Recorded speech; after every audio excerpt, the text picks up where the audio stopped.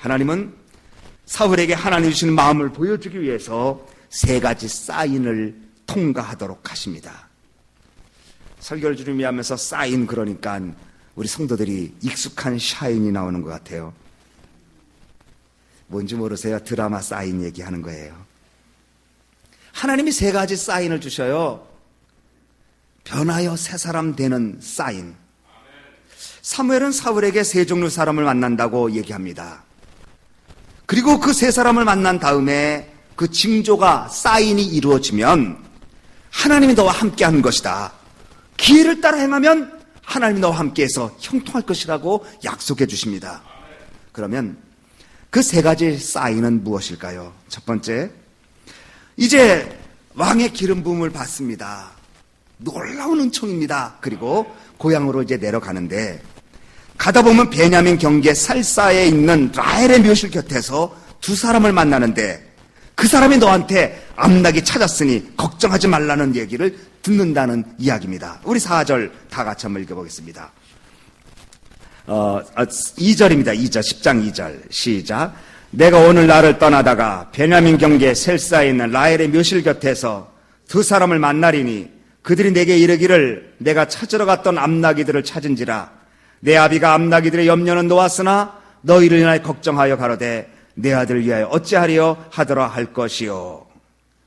베냐민 경계 셀사 지방 라헬의 묘실 곁으로 가다가 두 사람을 만나는데 그 사람이 너에게 암낙이 찾았다는 이야기를 한다는 것입니다. 왜 하필이면 무덤 곁에서 암낙이를 찾았다는 이야기를 들을까요? 그것도 라헬이라고 하는 여인의 무덤 곁에서 암낙이를 찾았다는 소식을 듣는 것이 사인이라는 것입니까? 여러분, 라헬은 누굽니까? 베냐민을 낳다가 죽은 야곱의 첫사랑 여인입니다. 라헬은 베냐민의 어머니입니다. 그런데 산고 끝에 죽었습니다. 그 베냐민을 통해서 베냐민 지파가 형성됐는데 바로 본문의 사울이 베냐민 지파 사람입니다.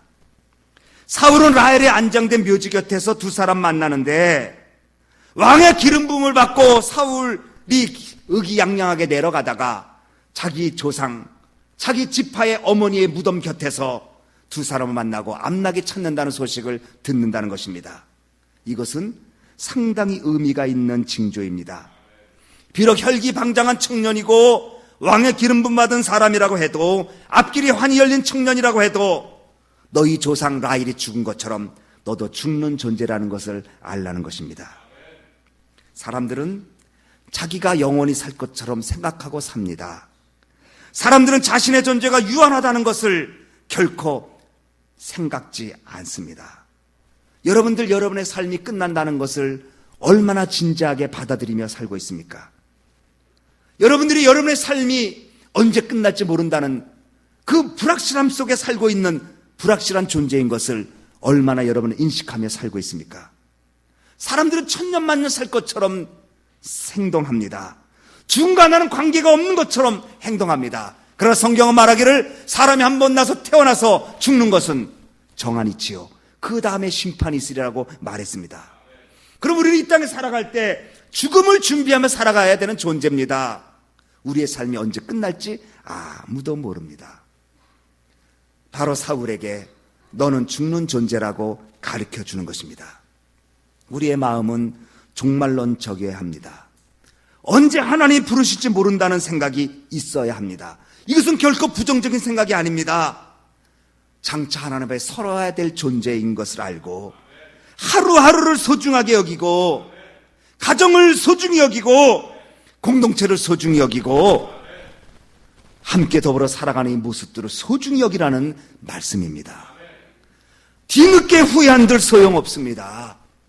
지금 같이 있을 때에, 같이 섬길 때에 이 순간이 소중하다는 것을 결코 잊어서는 안 될 것입니다. 오죽하면 전도서 12장 1절에 너는 청년의 때 곧 공고한 날이 이르기 전에 나는 아무나게 없다고 할 때가 가까이 이르기 전에 너의 창조자를 기억하라. 우리는 우리의 삶이 끝날 때가 있다는 것을 알고는 있지만 심각하게 받아들이지 않습니다. 그래서 내 삶의 모습 그대로 살아갑니다. 소중히 여겨야 될 사람은 소중히 여기지 못하고 살아갑니다. 함부로 삽니다. 한 번밖에 없는 삶에 심판이 존재하고 있다는 것을 우리는 인식하며 살아야 여기에 새 마음이 부어지는 줄 믿으시기 바랍니다. 두 번째 징조는, 두 번째 사인은 조금 더 내려가면 다볼 상수리 나무에 이르는데 거기서 하나님께 올라가려고, 베델로 올라가려고, 하나님 전에 올라가려고 세 사람을 만나는데 한 사람은 염소 새끼를 가지고 가고, 한 사람은 떡 세 덩어리를 가지고 가고, 한 사람은 포도주 한 가죽 부대를 가지고 올라가는데 그들 중에 너에게 떡 덩어리를 줄 것이다. 이 사인을 사무엘이 말해줘요. 우리 같이 한번 읽어보겠습니다. 3절 4절 시작. 내가 거기서 더 나아가서 다볼 상수리 나무에 이르면 거기서 하나님께 뵈려고 베델로 올라가는 세 사람이 너와 만나리니 하나는 염소 새끼 셋을 이끌었고 하나는 떡 세 덩이를 가졌고 하나는 포도주 한 가죽 부대를 가진 자라. 그들이 내게 문안하고 떡 두 덩이를 주겠고 너는 그 손에서 받으리라. 이것은 무슨 사인입니까? 이것은 무슨 징조입니까? 베델로 올라간다고 그랬어요. 베델은 하나님의 집이란 뜻입니다. 이 사람들이 하나님의 집으로 올라가는 것은 하나님께 제물을 드리려고 올라가는 것입니다. 한 사람은 염소 새끼를 가지고 올라가고, 한 사람은 떡 세 덩이를 가지고 올라가고, 한 사람은 포도주 한 가죽 부대를 쥐고 올라갑니다. 이 사람들을 만났습니다. 그런데 이 사람들이 갑자기 사울의 손에 떡을 쥐어 주었습니다. 이제 사울은 왕입니다. 하나님이 약속했고 기름 부음을 받은 사람입니다. 그의 손에는 칼이 쥐어질 것이고, 그의 손에는 지팡이가 쥐어질 것이고, 그의 손에는 권세와 권위를 상징하는 홀이 쥐어질 것인데 떡을 쥐어 주었습니다. 이것은 사울이 하는 일이 성별되고 구별되고 거룩해져야 되고 하나님께 드리는 존재가 되어야 된다는 것을 말씀하고 있습니다. 여러분은 어떤 존재입니까? 여러분의 손에는 무엇이 쥐어져 있습니까? 여러분은 무엇을 위해서 살아야 되는 존재인 줄 알고 계십니까? 이렇게 살아서는 안 될 존재인데, 나를 향한 하나님의 거룩한 뜻이 있는데, 나를 산재물로 살라고 하셨는데 나의 신앙적 모습은 어떠한가를 여러분은 물어보셔야 합니다. 여러분은 신앙적 정체성을 가지고 있습니까? 나는 하나님 앞에 드려지는 제물이라고 하는 정체성이 있습니까? 이 하나님 앞에 거룩하게 드려진 존재, 제물된 존재라고 느껴질 때 새 마음이 들어가는 줄 믿으시기 바랍니다. 사울은 이제 세 번째 징조를 또 만납니다. 다 같이 5절 6절 읽습니다. 시작. 그 후에 내가 하나님의 산에 이르리니 그곳에는 블레 사람의 영문이 있느니라. 내가 그리로 가서 그 성읍으로 들어갈 때 선지자의 무리가 산당에서부터 비파와 서거와 저와 수금을 앞세우고 예언하며 내려오는 것을 만날 것이요, 내게는 여호와의 신이 크게 임하리니 너는 그들과 함께 예언을 하고 변하여 새 사람이 되리라. 세 번째 징조는 선지자 무리를 만납니다.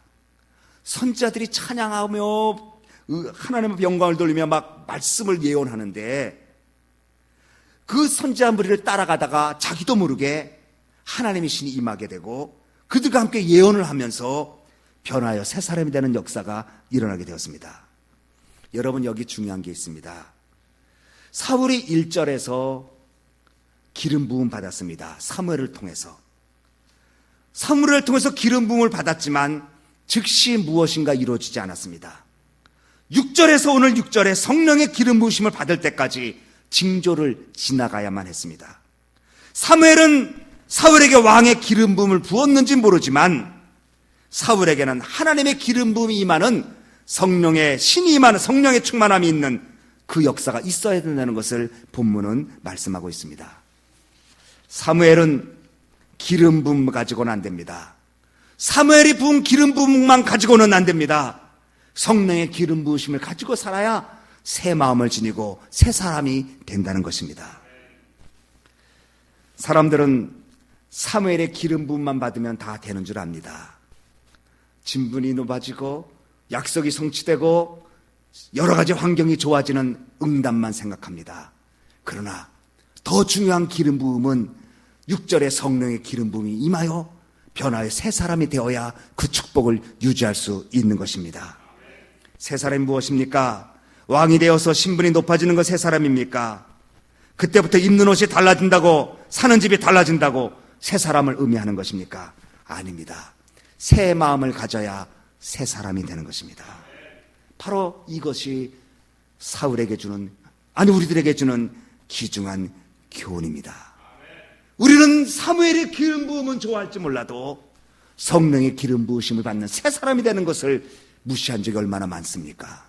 우리는 사무엘이 부어주는 왕의 기름 부음에는 관심이 있지만 하나님이 부어주는 성령의 기름 부으심으로 새 사람이 되는, 새 마음이 되는 것은 관심이 얼마나 여러분에게 있었습니까? 또 새 영을 너희 속에 두고 새 마음을 너희에게 주리라. 육신에서 굳은 마음을 제하라. 부드러운 마음을 줄 것이라고 주님이 약속하고 있습니다. 새 마음이 되고 사무엘이 부어준 왕의 기름 부음을 넘어선 왕 대신 우리 주님께서 부어주신 성령의 기름 부음을 통해서 새 사람이 새 마음이 되니까 그 다음 말씀하시기를 너는 기회를 따라서 행하라. 하나님이 너와 함께 하시니라. 하나님의 신을 부여받고 사명의 길을 걸을 때에 하나님은 함께 하셔서 형통케 한다고 약속하시고 계십니다. 여러분은 움직일 때가 되었다고 생각하십니까? 여건과 환경과 처지와 조건이 다 준비되었다고 생각하십니까? 그것과 그저 부족합니다. 하나님 마음이 있어야 합니다. 하나님이 주시는 새 마음을 가져야 그때부터 그 사람의 진정한 하나님의 기름 부음 받은 사람으로 이 땅에 승리하는 사람이 된다는 것을 약속하고 있습니다. 하나님의 마음이 무엇입니까? 디모데후서 1장에 사랑과 능력과 근신입니다. 우리 사랑하는 소망교회 식구들, 외적으로 부어지는 기름 부음도 중요하지만 더 중요한 것은 새 사람이 되어서 내 심령에 사랑이 넘쳐나고 그리고 거룩한 능력이 넘쳐나고 자기를 절제할 수 있는 절제 힘을 가지고 살아갈 때 하나님은 그 사람을 함께 하셔서 기회를 따라 행하라. 형통케 하리라. 축복이 임하는 줄 믿으시기 바랍니다. 이 축복 여러분에게 임하기를 주님의 이름으로 축원합니다. 기도하겠습니다. 우리 한번 기도할 때에 우리는 사무엘이 부어주는 왕의 기름은 관심이 있지만 하나님의 기름 부으심, 성령의 기름 부으심엔 우리가 무지할 때가 많았는데 주님 저에게 성령님으로 충만하게 채우시고 변화의 새 사람 되게 해달라고 기도하시기 바랍니다. 우리는 언제 주 앞에 설지 알지 못합니다. 하나님 주신 마음은 사랑의 마음입니다. 공동체를 소중히 여기고 우리 가정의 자녀들, 우리 부부, 또 우리 모두 가까이 있는 분들을 소중히 여기기 바랍니다. 하나님 주시는 마음은 능력의 마음입니다. 하나님 앞에 들려진 제물의 마음입니다. 하나님의 마음은 근신의 마음입니다. 나를 변하여 새 사람 되는 삶으로 나아가는 것입니다. 이 말씀을 기억하고 우리 한번 나같이 통성으로 주님, 하나님 앞에 우리는 왕의 기름 부음 요원했는데 이제 변화의 새 사람 되는 기름 부음이 내 속에 넘쳐나게 해달라고, 새 사람 되게 해달라고 다 같이 통성으로 기도하겠습니다.